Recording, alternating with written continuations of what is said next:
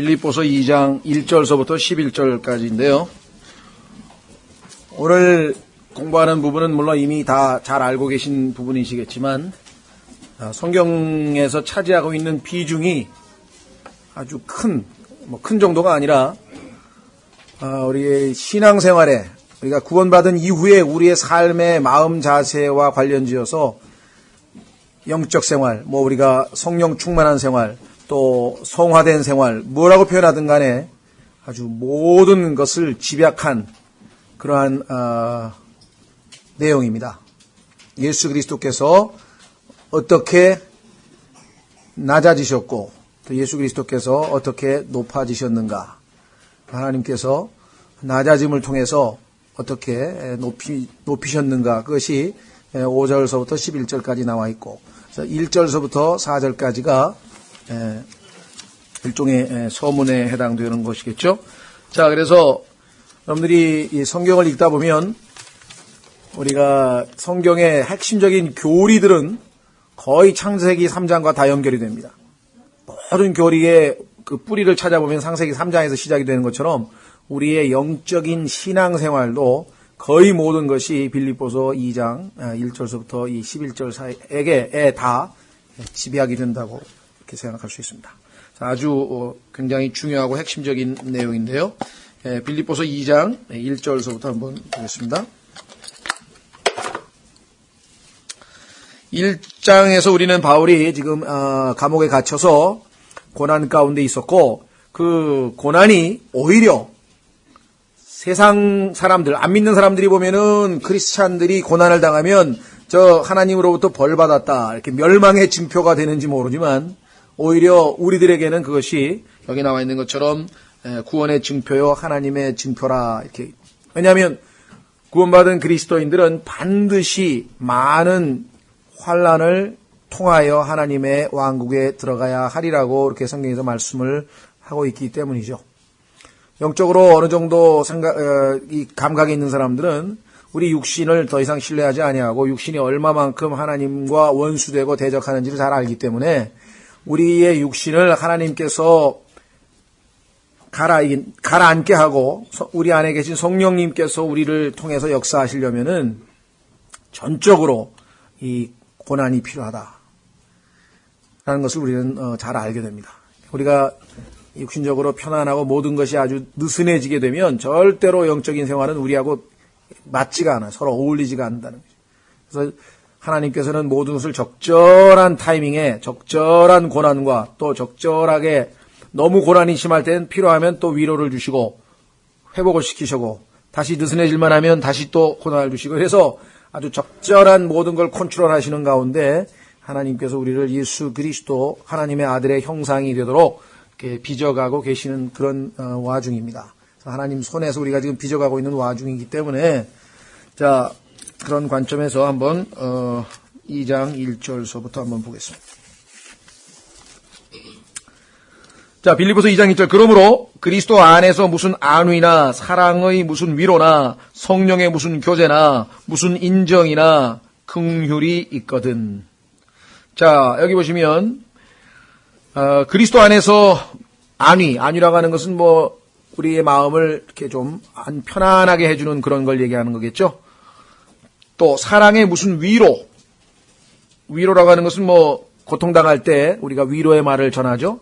또 불행한 일을 당했거나 또 어려운 경우나 또 고통 가운데 있을 때나. 그래서 안위나 위로나 좀 유사하지만, 안위라고 하는 것은 어떻게 보면 좀 우리가 이 육체적인 고통이나 이럴 때 좀 얘기하는 것 같고, 위로라고 하는 것은 환경적인 어려움을 당할 때 하는 것 같아요.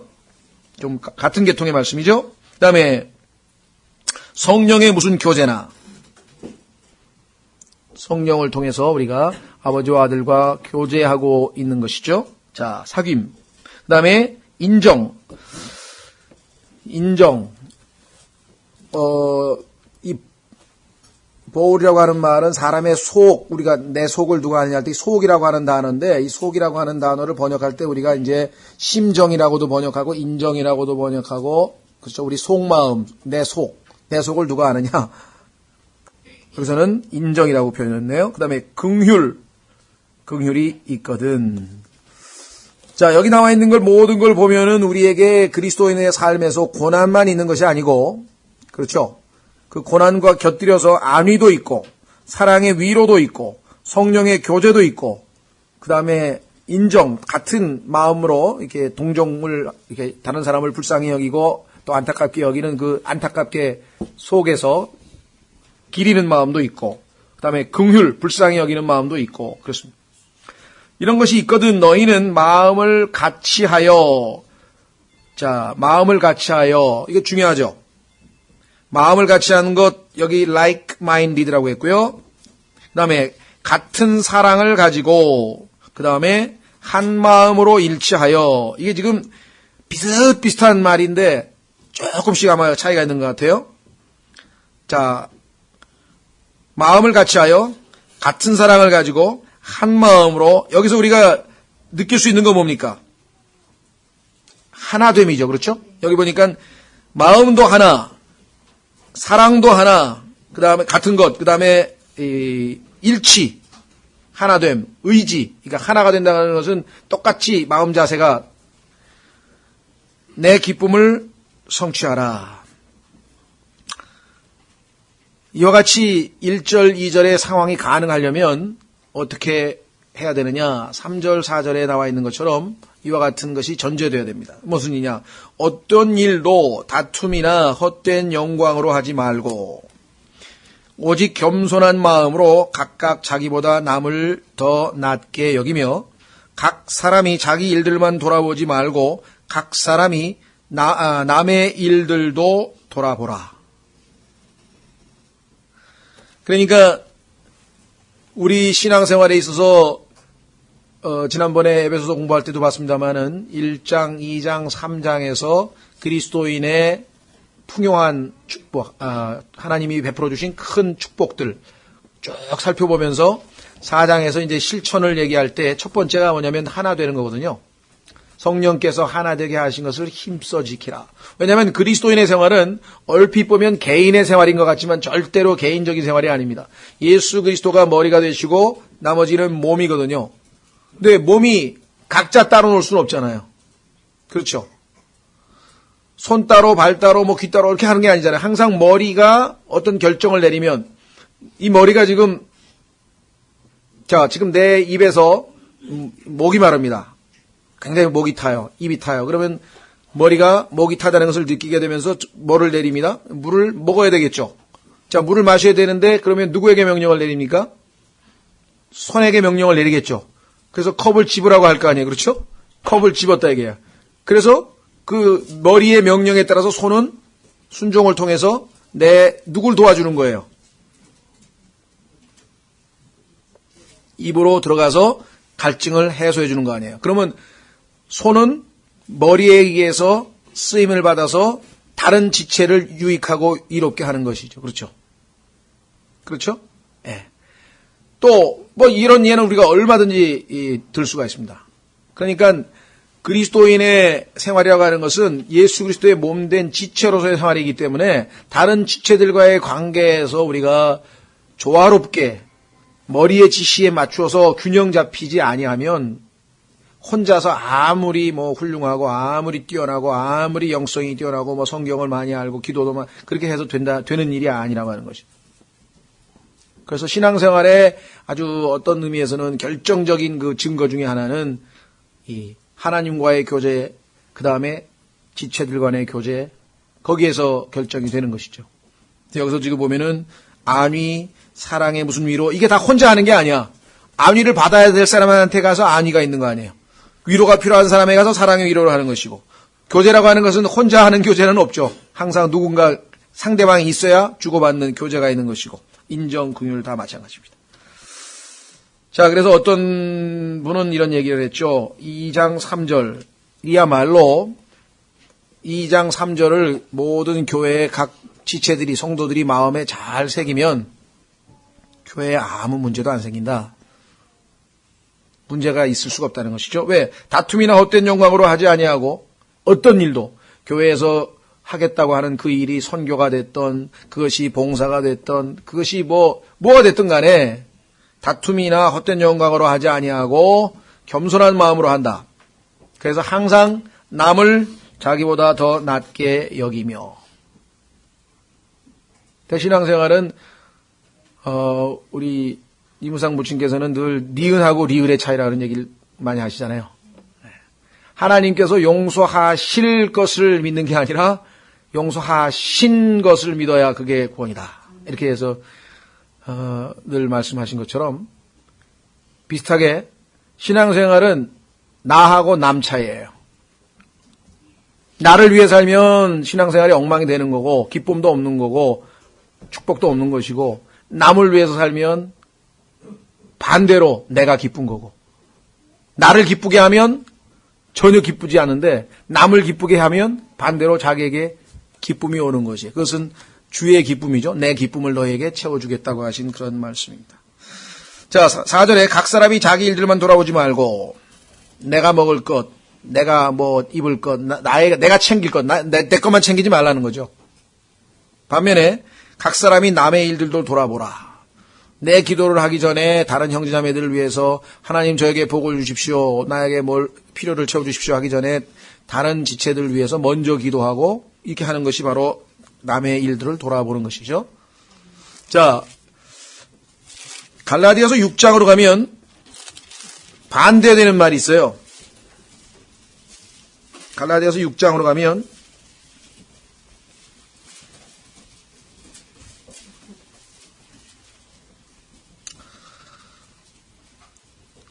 1절, 2절, 3절 보십시오. 지금 우리가 공부한 내용과 같은 내용입니다. 갈라디아서 6장. 만일 형제들아, 만일 어떤 사람이 잘못에 빠지거든 영적인 너희는 온유의 영으로 그러한 자를 회복시키고 내 자신을 돌아보아 너도 시험에 들지 않게 하라. 너희는 서로 남의 짓물들을 지라. 그리하여 그리스도의 법을, 사랑의 법이죠, 그리스도의 법을 성취하라. 만일 어떤 사람이 아무것도 아니면서 스스로 무엇이나 되는 것으로 생각하면 자기를 속이나니, 아무것도 아닌데 스스로 무엇이나 되는 것처럼 하면 이게 이제 교만이 되는 것이죠. 아까는 반대로 겸손이라 했는데. 자, 4절. 오직 각 사람은 자기 일을 입증할지니라. 그리하면 그는 다른 사람이 아니라 자기 안에서만 기쁨을 누리니 5절. 이는 각 사람이 자기 짐을 져야 할 것이기 때문이라. 4절 5절은 우리가 지금 읽은 구절과 각자가 자기 짐을 지고 자기 일만 입증하라고 하는 것은 이런 겁니다. 다른 사람이 해야 될 일에 간섭할 필요가 없다는 것이에요. 그러니까 하나님께서 손에게 내린 명령이나, 그죠? 하나님께서 다리에게 내린 명령이나, 그건 그 머리와 다리 사이의 관계고 머리와 손 사이의 관계죠. 그러니까 각자 개인에게 하나님께서 1대1로 교제하면서 하나님과 해야 될 일을 정하고 마음에 정하는 것은 각자에게 주신 자유거든요. 근데 그거를 다른 형제가 간섭하거나 비판하거나 뭐 판단하거나 그럴 필요는 없다 이 말이에요. 그렇죠. 그러나 아까 얘기한 것은 다른 사람의 짐을 지라고 하는 것은 그 사람이 도움을 필요로 한다든가 기도를 필요로 한다든가 관심을 필요로 한다든가 그럴 때는 자기만 챙기고 다른 사람에게 무관심하거나 그러지 말아야 된다는 거죠. 그러니까 문맥을 잘 보셔야 돼요. 문맥을 잘 보면 간섭하지 말라고 할 때는 남의 일에 남이 아니죠. 내 일을 하나님과 나 사이에서 해야 될 일들만 하면 돼. 반대로 다른 사람에게 관심을 보이고 기도를 하고 그와 같은 애정을, 사랑을, 그리스도인의 사랑을 표현할 때에는 자기 중심이 아니라 다른 사람에 대해서 사랑을 표현해야 된다는 것이죠. 그래서 이 문맥을 잘 읽으셔야지 성경에서 얼핏 보면 비슷한 말 같은데 반대되는 말들이 종종 나타나는 수가 있죠. 자, 그래서 우리는 빌립보서 2장 1절서부터 4절까지는 내용이 어려운 게 아니라 실천이 어렵죠. 왜냐하면 자기 자신을 부인하고 자기가 손해보기를 각오하고 결단해야 돼요. 자, 아까 우리 오전에 공부한 것처럼 3절에 나와 있는 것처럼 오직 겸손한 마음으로 각각 자기보다 남을 더 낮게 여기며, 이 말씀을 우리가 마음으로 믿으면 실제적으로 그렇게 여겨요. 다른 형제들을 비판할 마음이 안 생긴다고. 그렇죠?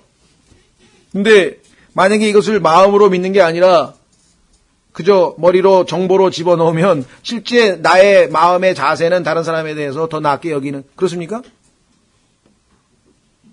여러분 옆에 계신 분들 다 보세요. 다 낮게 여기세요 지금? 나보다 나은 사람이라고 다 여기죠.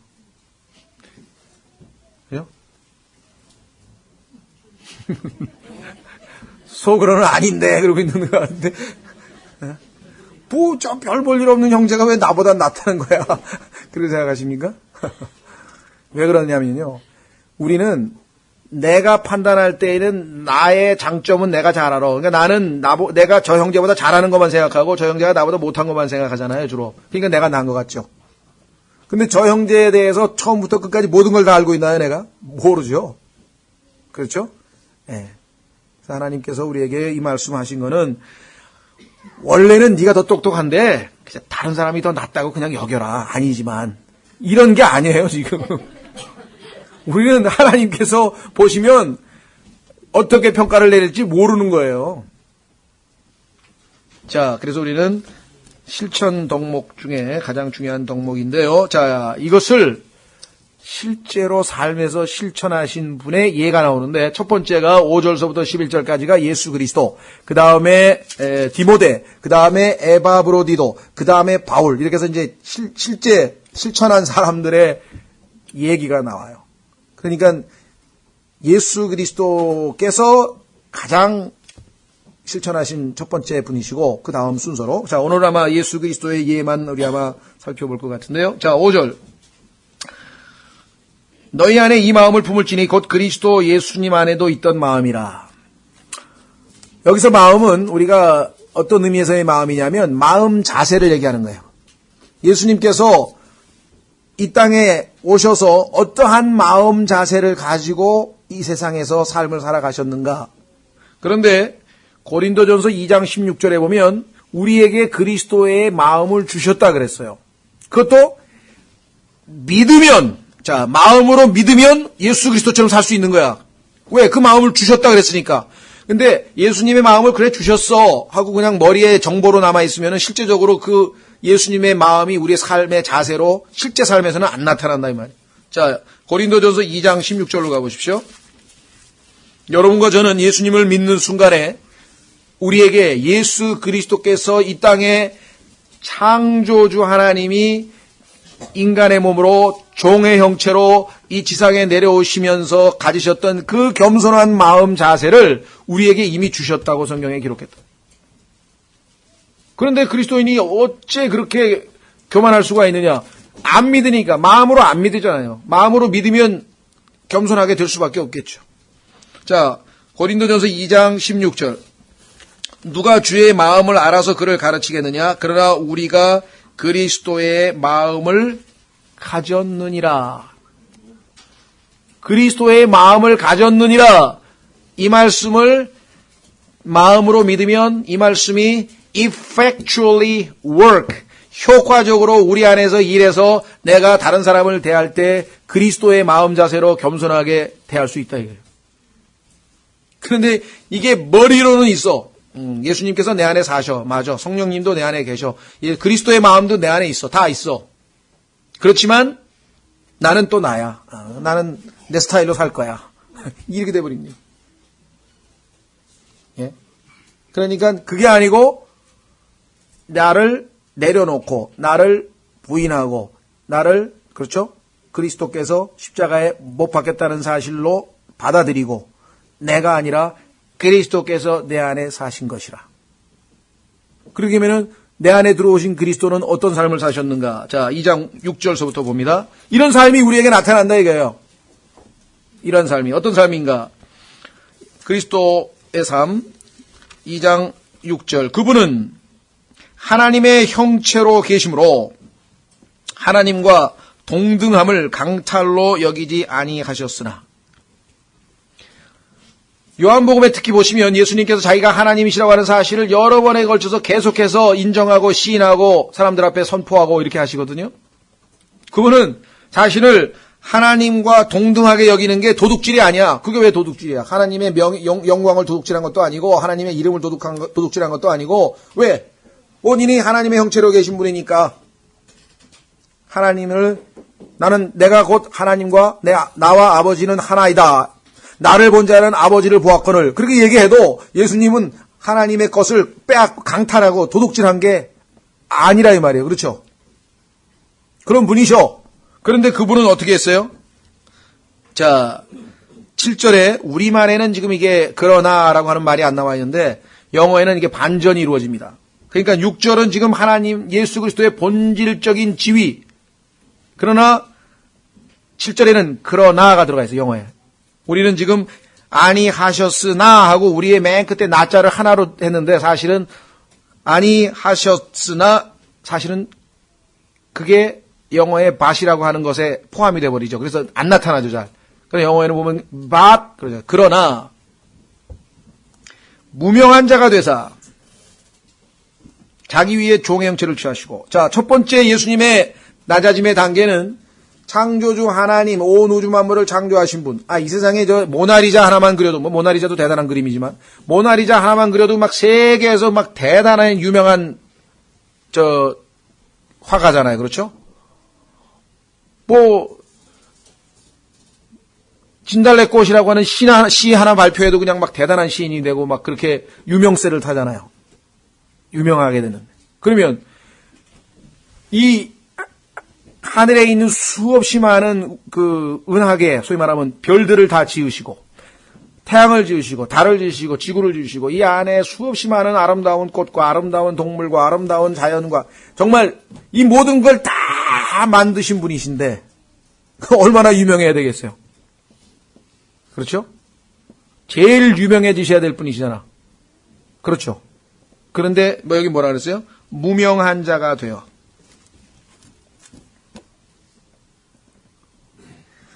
그리스도인의 삶은 자기를 드러내는 삶이 아니에요. 나 좀 봐라, 이게. 이렇게 신앙생활 잘하는 사람이 있냐? 나를 좀 보라, 이게. 이렇게 봉사 잘하는 사람이 있냐? 나를 좀 보라. 이게 아니거든요, 예수님은. 무명한 자. 여기 나와 있죠? No reputation. No reputation. 스스로 무명한 자가 되어, 첫 번째. 두 번째, 종의 형체를 취하시고, 그분은 마스터, 주인이야. 온 우주의 Lord, 주님이셔. 그런데 그는 종의 형체를 취하시고, 그래서 이 종의 모습으로 삶을 사시는 것을 기록한 것이 바로 마가복음이라 그랬죠. 마가복음 아시다시피 16장으로 짧습니다. 왜? 종은 말이 없어. 열심히 일만 하면 돼. 마가복음은 짧을 수밖에 없어요. 그리고 마가복음에는 족보도 없어. 종이 무슨 족보가 필요해. 족보도 없어. 마가복음에 보면 즉시, straightway, 즉시로 그런 얘기가 반복해서 나와요. 그냥 주인이 명령만 내리면 즉시로 움직이는 거. 예수님의 모습, 종의 형체를 취하시고, 그 다음에 사람의 모습이 되셨으며, 그 다음에 사람의 모양으로 나타나사. 자, 사람의 모양이라고 했을 때는요, 패션, 이건 외모를 얘기합니다. 외적인 모습을 얘기하고 있고, 그 다음에 앞에 나와 있는 모습이라고 했을 때는 likenes라고 할 때는요, 성품을 얘기해요. 이 사람처럼 배고프기도 하고, 슬프기도 하고, 피로하시기도 하시고, 주무시기도 하시고, 이런 모습들이 있죠. 그러니까 두 가지가 하나는 내적인 것, 외적인 것, 하여간 다 인간의 모습으로 인간의 형체를 취하고 오셨고, 그러면 하나, 둘, 셋, 네 번째, 다섯 번째, 그 다음에 어떻게 했습니까? 자기를 낮추시고, 다섯 번째, 자기를 낮추시고, 이 낮췄다고 하는 말은요, 여기 뭐라고 되어 있냐면은, 겸손하게 하셨다. 험불이라고 한다. 겸손이란 단어하고 똑같은 말이죠. 자기를 낮추시고. 그 다음에 여섯 번째, 순종하셨습니다. 근데 어디까지 순종하셨습니까? 죽기까지 순종하셨으니. 여섯 번째. 그 다음에 마지막 일곱 번째. 곧 어떤 죽음? 죽기는 죽음인데 어떤 죽음이냐? 십자가의 죽음. 여러분들은 십자가의 죽음 하면은 제일 먼저 떠오르는 게 고통일 거예요. 그렇죠? 가장 처절하게 인간이 만든 사형 방법 중에 가장 고통스러운 방법이다. 여러분들 여기 손목에다가 못을 박아가지고 발목에다 못을 박아가지고 하면요, 그냥 온 체중이 다 몸에 실려가지고 그냥 쭉 이렇게 처지면서 심장을 그냥 압박하고, 그래서 하여간 피가 조금씩 흘러내리면서 몸에서 어떤 탈수 현상 이런 의학적인 설명을 제가 좀 기가 막히게 잘 알지는 못하지만, 실제적으로 십자가 형을 통해서 겪게 되는 인간의 고통을 막 의사가 막 온갖 의학적인 용어를 탁 해서 써놓은 걸 그냥 읽어봤는데 그 다음에 기억을 못하겠어. 하도 어려워가지고. 근데 한마디로 얘기하면은 그보다 더 고통스러운 건 없다. 우리는 십자가 하면 떠오르는 게 뭡니까? 고통. 그죠? 십자가의 고통. 그래서 그 누군가가 우리 성경에 계시된 하나님은 인간을 대신해서 고통당하시는 하나님이시다. 이런 얘기를 했는데, 그러나 십자가는 고통만 있는 건 아닙니다. 십자가는요, 수치스러운 거예요. 창피한 거라고. 왜 그렇습니까? 십자가에 매달 때 어떻게 해요? 벌거벗겨서. 사람이 벌거벗은 것 자체가 수치스러운데, 제일 높은 나무에 매달아가지고 모든 사람들에게 다 벌거벗은 채로 거기 올라가 있으면 어떻게 되겠어요? 예? 수치스러움. 거기까지 순종하셨다. 그래서 우리는 예수 그리스도의 그 본 7단계에 걸쳐서 계속해서 낮아지고 마지막 십자가의 죽음까지. 자, 그러면 이 땅에서 여러분들이 여기 나와 있는 것처럼 자기가 좀 유명한 사람인데 무명을 스스로 선택한 적이 있으신지, 자기는 주인 노릇, 다시 말하면 섬김을 받아야 될 입장이지만 그게 아니고 섬기는 자로서의 위치를 스스로 선택한 적은 있으신지. 우리가 원래 사람이니까 사람 모습이죠. 자기를 낮춰 죽기까지 순종했는데 십자가의 죽음. 자, 십자가는 아까 말씀드린 것처럼 여러분이 고통과 수치를 예수님 때문에 다른 사람을 대신하여 고통과 수치를 감당할 그러한 마음 자세가 되어 있는지. 이것이 지금 5절에 나와 있는 그리스도 예수님 안에 있던 마음이에요. 다른 형제가, 다른 지체가 당해야 될 고통과 수치를, 창피를 내가 감당하겠다고 하는 그 마음 자세가 예수 그리스도께서 하늘에서 이 땅에 내려오실 때 마음에 품고 있던 그러한 마음 자세라고 성경은 이야기하고 있다는 것입니다.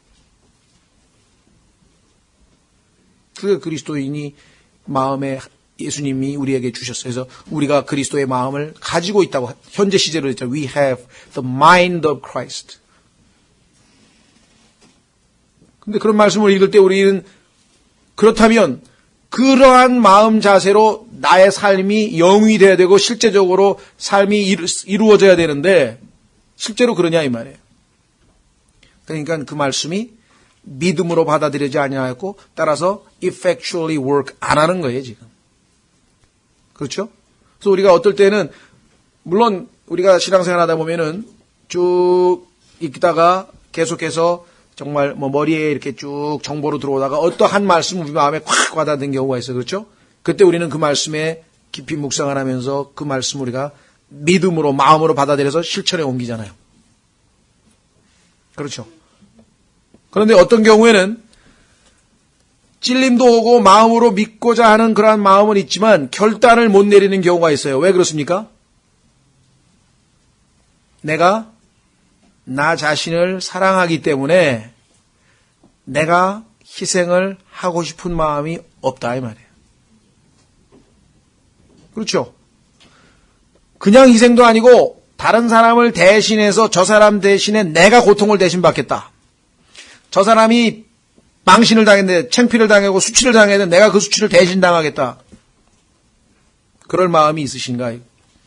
주님께서는 십자가에 왜 그분이 그 채찍을 맞고 피를 흘리며 온갖 고통 속에서 왜 십자가에서 뻘거벗고 서 있었어요? 수치와 고통을 왜 당하셨어요? 우리로 하여금 복을 누리도록 하기 위해서. 자, 그래서 우리는 여러분들이 주님을 섬기다가 힘들고 어렵거나 아니면 어떠한 상황이 발생되더라도 우리의 마음 자세가 다시 빌립보서 2장 5절과 11절에 예수 그리스도의 마음 자세로 돌아오게 되면 어려울 게 없습니다. 그죠? 인간이 제일 못 견디는 게 뭐예요? 고통, 수치, 그 다음 뭐예요? 죽음. 근데 빌립보서 1장에서 바울은 죽는 게 뭐라 그랬어요? 이익이라 그랬대요. 죽는 것이 이익이라. 왜? 내게 사는 것이 그리스도니. 죽는 것이 이익이라. 자, 그 다음에 이제 10절서부터 보시면 11절에 걸쳐서 예수님께서 7단계에 걸쳐서 하나님 앞에 자신을 낮추시니까 하나님께서 7단계에 걸쳐서 예수님을 높이셨어요. 그 7단계 똑같아요. 한번 보세요. 10절에. 죄송합니다. 9절에. 그러므로 하나님께서도 그분을 높이 올리시고, 자, 높이셨네요. 두 번째, 모든 이름 위에 있는 이름을 그분에게 주셨다. 두 번째.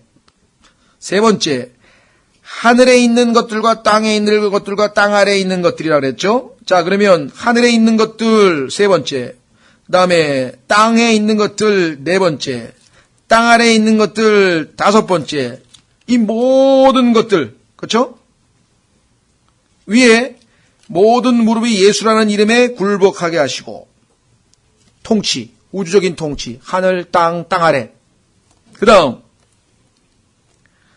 11절, 또 모든 혀가 예수 그리스도는 주시라고 시인하여, 모든 혀가 예수님을 주라고 시인하도록, 그래서 결국은 하나님 아버지께 영광을 돌리게 하셨느니라.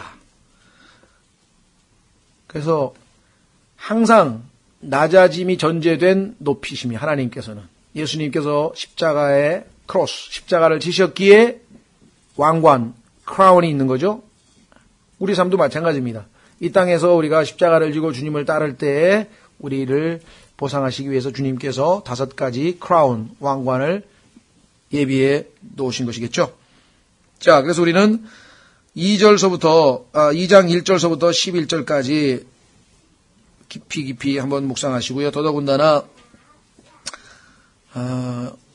5절에 너희 안에 이 마음을 품을지니 곧 그리스도 예수님 안에도 있던 마음이라, 이렇게 말씀하셨죠. 예, 우리가 이 구절 하나하나를 교리적으로 설명하자면 얘기가 아주 길어집니다. 그러나 여기 전체에서는 예수 그리스도의 마음 자세, 겸손, 거기에 대해서 하나님께서 어떻게 그를 높이셨는가, 이것이 우리의 관심의 초점이고요. 그래서 여기서 한 구절 한 구절 다 강의하진 않겠습니다. 다만 이제 9절에서 9절, 10절, 11절. 자, 여기 보시면요. 모든 무릎이 예수라는 이름에 굴복하게 하시고 할 때 이 모든 무릎은 당연히 구원받은 사람뿐만 아니라 구원받지 않은 사람까지 다 포함하겠죠. 11절도 마찬가지. 모든 혀가 예수 그리스도는 주시라고 시인하여. 백보자 심판에서 최후의 심판 때 예수님을 주님이라고 시인하게 되겠죠.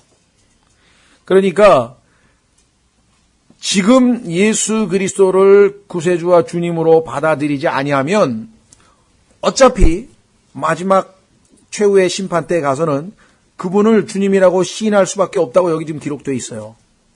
여러분들에게, 주변에 있는 사람들에게 복음을 전할 때 효과적으로 이 구절을, 어차피 지금 예수 그리스도를 지금 부인하고 거부하고 심지어는 조롱하고 하지만 당신의 운명은 마지막에 예수 그리스도 앞에 가서 무릎 꿇고 주님하고 부르는 게 당신의 마지막 운명이라고 성경에 써 있다. 그때 가서 어떻게 그분 앞에 당신이 그분의 얼굴을 바라보겠는가 한번 생각해 봐요. 그죠? 자, 우리는 그 다음에 12절, 13절까지 해서 오늘 마치겠습니다. 자, 12절. 그러므로 나의 사랑하는 자들아, 너희가 항상 순종한 것 같이 내가 있을 때뿐 아니라 지금 내가 없을 때에도 더욱더 순종하여 두려움과 떨림으로, 죄송합니다. 우선 읽고. 너희 자신의 구원을 일하여 드러내라. 너희 안에서 일하시며 자기가 참으로 기뻐하는 것을 원하게도 하시고 행하게도 하시는 이는 하나님이시니라. 12절, 13절을 좀 보기 전에요. 여러분들에게 그냥 참고로, 제가 자주 얘기하면 또 좀 비판 일변도로 나간다고 생각하시기 쉬우니까, 그래도 여기 굉장히 중요한 구절이기 때문에 지금 보신 그 빌립보서 2장에서 성경을 상당히 많이 뜯어 고쳤어요. 그래서 어떻게 뜯어 고쳤는지 한번 여러분들이 확인을 한번 하고 넘어가려고 합니다. 2장 6절부터 제가 읽어드릴게요. 잘 들어보세요. 2장 6절이 심히 변개되어 있는데 차이를 보세요. 정확한 성경은 그분은 하나님의 형체로 계심으로 하나님과 동등함을 강탈로 여기지 아니하셨으나, 자기가 하나님이라고 하는 사실을 인정했지만 그러나 이제 스스로 자기를 낮추신 거 아니에요? 그런데 빌립보서 2장 6절 이렇게 되어 있어요. 개역성경. 그는 근본 하나님의 본체시나 하나님과 동등함을 취할 것으로 여기지 아니하시고, 예수님께서 하나님과 동등됨을 취할 것으로 여기지 아니하셨습니까? 요한복음에 보면은 예수님께서 나를 본 자는 하나님 아버지를 본 자라 그랬고, 내가 아버지와 나와 아버지는 하나라 그랬고, 아버지 보고 뭐라고 얘기하냐면은 나를 아버지하고 나하고 창세 전에 함께 누리고 있던 그 영광으로 나를 영화롭게 해달라고 얘기했고, 본인이 하나님이심을 반복해서 이야기를 하셨잖아요. 그렇죠? 그렇죠? 예수님이 자기는 나는 하나님이 아니라고 그렇게 부인하신 적이 있냐 이 말이에요. 여기는 지금 동등함을 취할 것으로 여기지 아니하셨다. 그 다음에 7절에 보시면 스스로 무명한 자가 되사 이렇게 되어 있는데, 오히려 자기를 비워 이렇게 번역을 했는데요. 자기를 비운다는 게 아마 모르겠어요. 불교적인 스타일인지는 제가 정확하게 모르겠습니다만은 지금 이 성경이 원래 나와 있는 것과 상당히 지금 차이가 난다고 하는 것. 그래서 두 구절이 6절, 7절 여러분들이 한번 참고로 하시고요. 오늘 마무리 지려고 하는 것은 12, 13절입니다. 12절은요. 12, 13절은 우리 신앙생활에 있어서의 아주 구체적인 방법론을 우리에게 보여주시는데, 자, 두려움과 떨림으로 너희 자신의 구원을 일하여 드러내라. 이거 참 우리말로 번역하기가 난감해요. 그래서 할 수 없이 이제 일하여 드러내라 그랬는데, 그럴 수밖에 없는 것은 지금 방금 읽어드린 그 개역성경식으로 읽어버리면, 번역을 해놓으면 오해의 소지가 있어서 그래요. 자, 한번 보세요. 뭐라고 돼 있나? 그러므로 나의 사랑하는 자들아, 너희가 나 있을 때뿐 아니라 더욱 지금 나 없을 때에도 항상 복종하여, 그 다음 보세요. 두렵고 떨림으로 너희 구원을 이루라. 두렵고 떨림으로 너희 구원을 이루라. 그러면 우리 보고 구원을 어떻게 성취하라는 얘기예요? 어떻게 돼요? 이상하죠? 그래서 잘못하면 오해의 소지가 있잖아요. 구원을 이미 받은 사람인데 구원을 이루라는 얘기가 아직 다 완성이 안 됐으니까 우리 보고 이루라는 얘기냐, 이렇게 지금 오해하기 쉽거든요. 그래서 지금 할 수 없이 여기서 지금 구원을 어떻게 얘기했냐면요, 일하여 드러내라. 그래도 상당히 고심 끝에 잘 번역하신 것 같아요. 그 얘기는 뭐냐면 이미 우리 안에 뭐가 있어요? 구원이 있다 이 말이에요. 그러니까 그것을 다른 사람들에게 일하여 보이라 이 말이에요. 어떻게 보이는가? 자, 마태복음 5장으로 갑니다. 마태복음 5장에 가면은 구체적인 얘기가 나와요. 어떤 식으로 하는 것이 우리 안에 있는 구원을 일하여 드러내는 것이냐. 영어로 얘기하면은 work out이에요. 내 안의 구원을 work, 일하여 out, 바깥으로 표출하라 이거죠. 드러내라 이 말이죠. 어떻게 하는 것이 그것이냐. 마태복음 15장, 죄송합니다. 15장이라고 그러셨나요, 제가? 5장 15절입니다. 5장 15절. 그 유명한 산상설교에 보시면 이렇게 나와 있죠.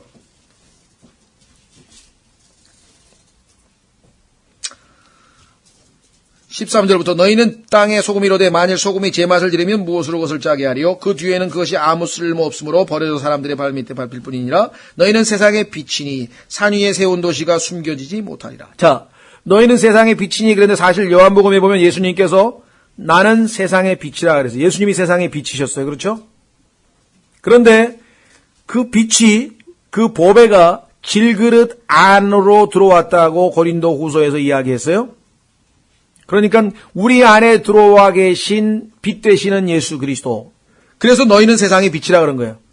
우리가 세상의 빛이란 얘기가 우리가 원래부터 빛이란 얘기가 아니라, 그래서 15절에 또 사람들이 등잔불을 켜서 통 밑에 두지 아니하고 등잔대 위에 두나니 이러므로 그것이 집안의 모든 사람에게 빛을 주느니라. 이와 같이 너희 빛을. 자, 빛이 누구십니까? 예수 그리스도. 그러면 너희 빛을 사람들 앞에 비추어 내 안에 계신 그리스도를 바깥으로 사람들에게 비춰주는 것이에요. 그렇게 되면 어떻게 되는가? 그들이 너희의 뭘 봐요? 선한 행위들을 보고. 그러니까 우리가 선한 행위를 만들어내는 것이 아니라 우리 안에 계신 그리스도께서 바깥으로 빛을 보이게 되면 사람들이 뭘 봐요? 우리의 선한 행위들을 보게 된다 이 말이에요. 그러니까 실제적으로 우리의 선한 행위들의 원동력이 되고 원천이 되는 분은 누구냐? 빛이라 이 말이죠.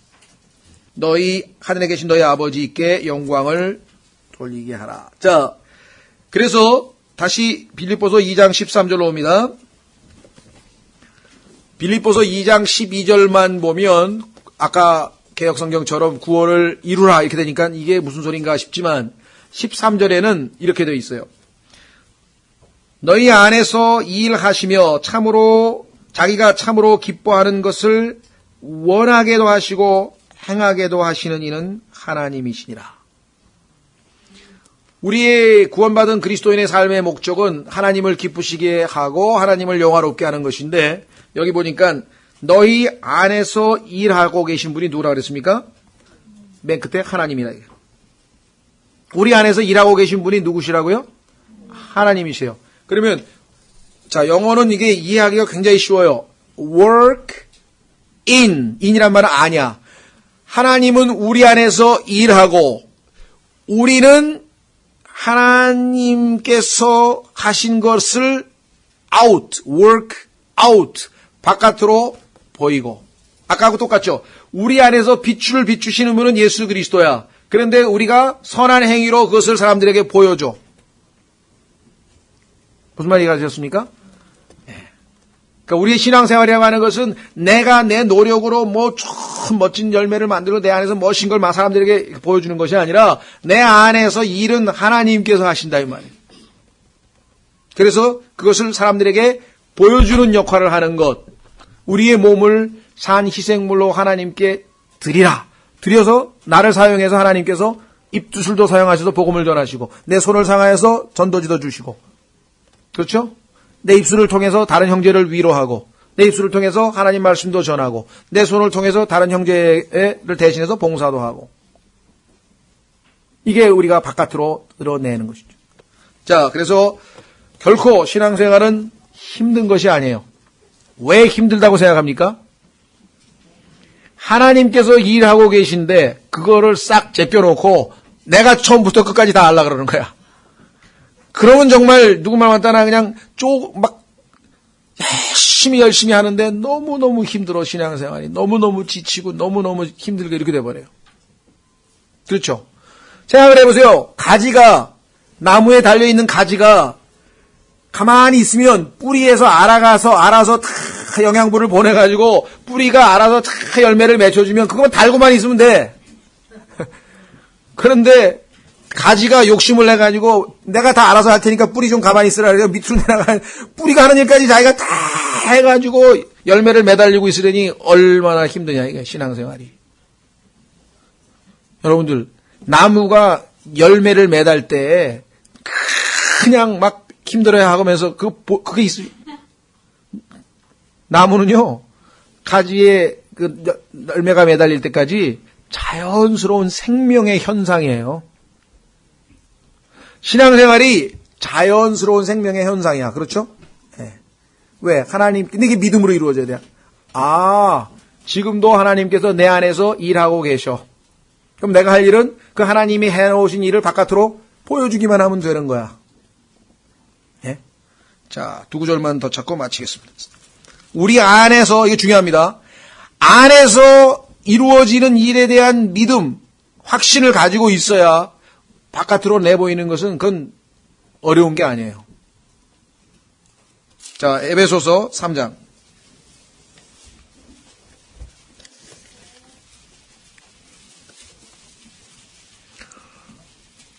어떤 사람이 나에게 그냥 심한 말을 했어요. 그렇죠?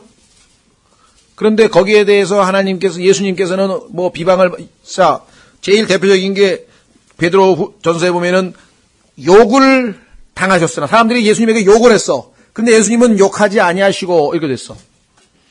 그러면 만약에 그렇죠? 하나님께서 내 안에서 일하셔서 예수님께서 아까 예수님의 마음 자세가 내 안에 있다는 것을 내가 마음으로 믿고 있는 그런 상태가 되면은 다른 사람이 예수님이 나에게 욕을 했어. 그럼 내 안에 계신 님은 욕을 하실까 안 할까요? 안 한다 이게. 그러니까 그 상황에서 예수님이 응대를 하시면, 그렇죠? 예수님이 안에서 일하시고 나는 그 예수님을 바깥으로 내보이기만 하면 나는 그 사람에게 욕을 안 하는 것이 자연스럽게 이루어질 수가 있어. 그런데 그 사실을 믿음으로 받아들이고 믿음으로 살지 않고 딱 왔을 때 내 의지대로 살면 어떻게 돼요? 이를 꽉 깨물면서 주여! 참아야 되는데.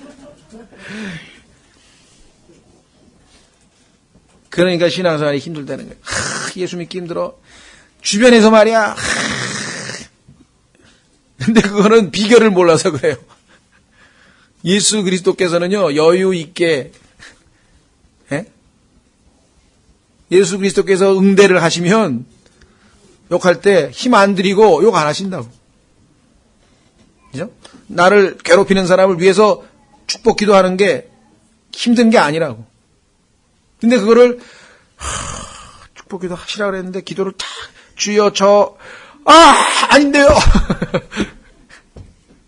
이게 신앙생활 하는 사람들의 갈등이에요. 그러니까 예수님께서 뭐라 그러세요? 내 멍에는 쉽고 가볍다 그랬는데, 예수님의 멍에는 쉽고 가볍다 그랬는데 왜 신앙생활이 이렇게 무겁고 힘드냐 이렇게 되는 거예요. 자, 그래서 여기 보세요.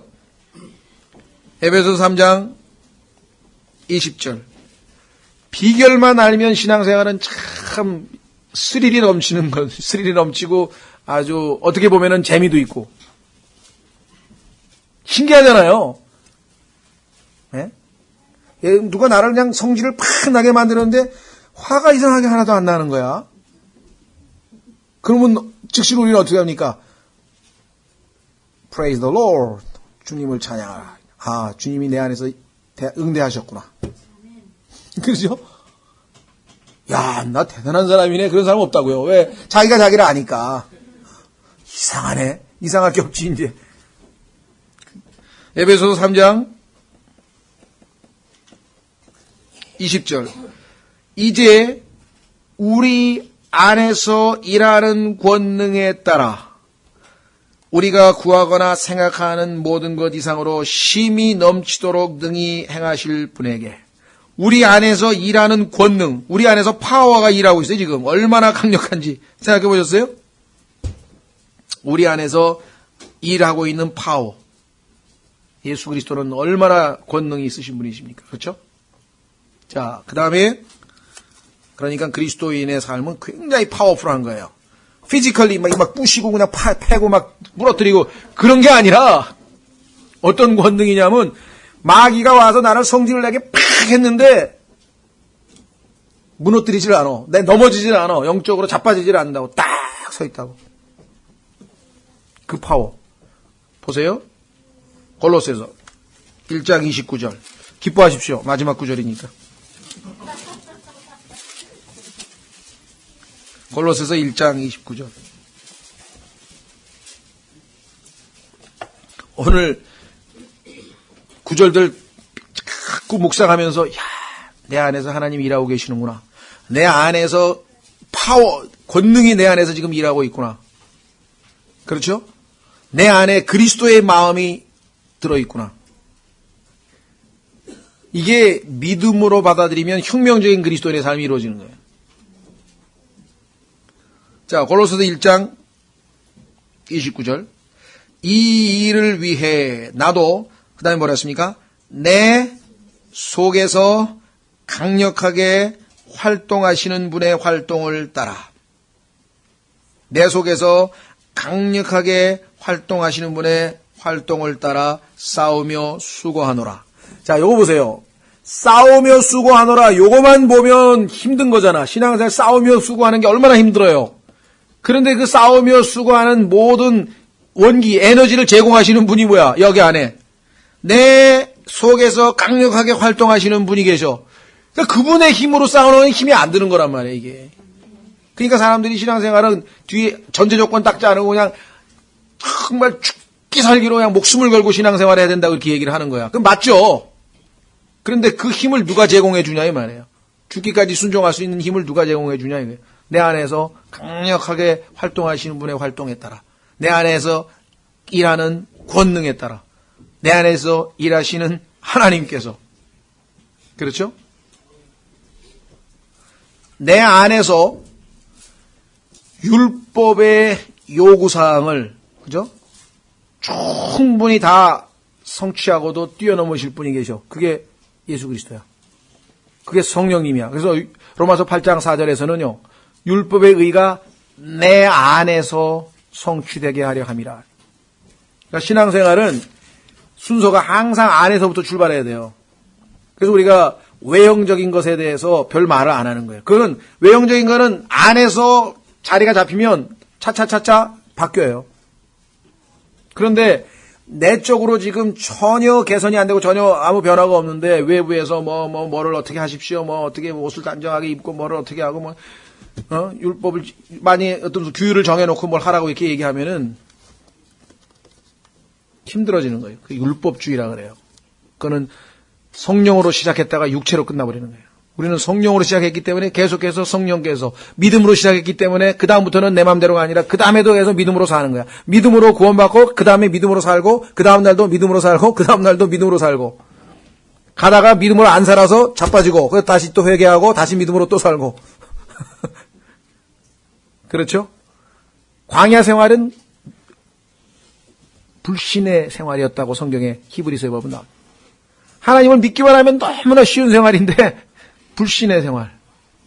그래서 우리 신앙생활도 우리 안에서 하나님께서 일하고 계시기 때문에 내가 따로 일할 필요 없어요. 그 하나님이 일하신 것을 내가 도구로 하나님 바깥으로 드러내 보이고 그래서 사람들이 하나님께 영광을 돌리고 나도 하나님의 영광에 동참하고 기쁨에 동참하고 그게 신앙생활이 기쁜 것이에요.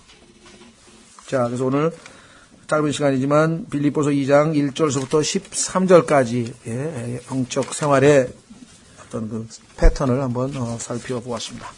이 시간에 우리 다 같이 일어나셔서